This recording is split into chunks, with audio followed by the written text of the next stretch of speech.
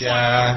تنزيلا ممن خلق الأرض والسماوات العلى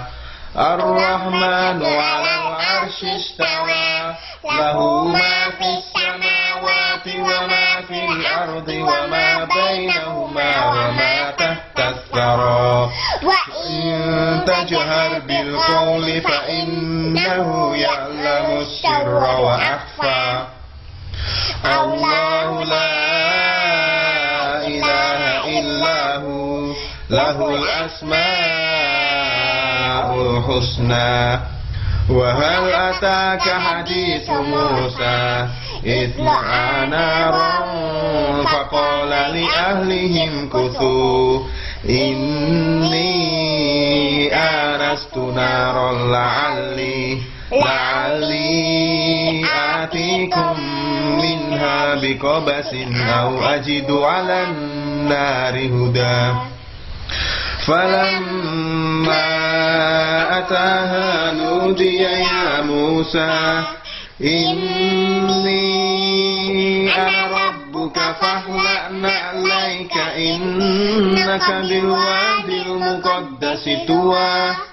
وأنا اخترتك فاستمع لما يوحى إنني أنا الله لا إله إلا أنا فاعبدني وأقم الصلاة لذكري إن الساعة آتية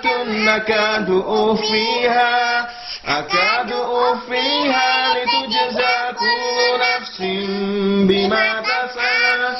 إن الساعة آتية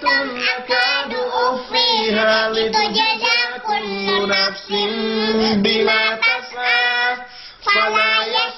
يصدنك عنها من لا يؤمن بها واتبع هواه فتردى وما تلك بيمينك يا موسى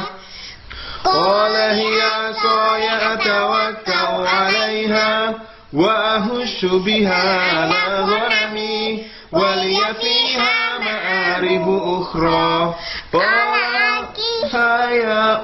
ألقها يا موسى فألقاها فإذا هي حية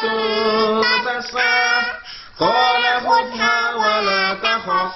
سنعيدها سيرتها الأولى واضمم يدك إلى جناحك تخرج بيضاء من غير سوء آية أخرى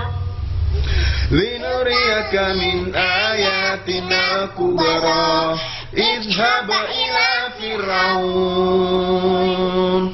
اذهب إلى فرعون إن